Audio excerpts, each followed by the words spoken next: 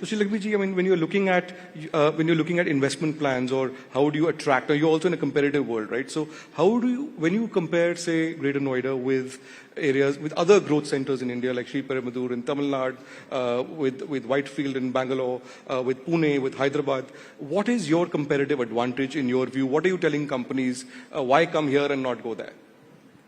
So there are two things I feel which is USP of Greater Noida.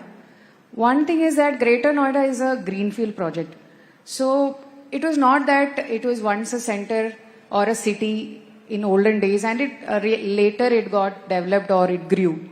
It was entirely planned from scratch.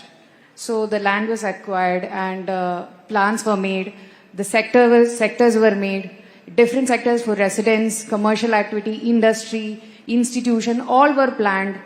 Broad streets, green areas, open spaces, all were planned. So being a well-planned city, which is, in just a handful all over India, is one big thing, people prefer. It is not just a profession or work which people now look for. It is like livability in a city which actually helps make people choices. So in that way, Greater Noida is a well-planned city and people from Delhi even prefer to come and settle down in Greater Noida and commute from there in that manner.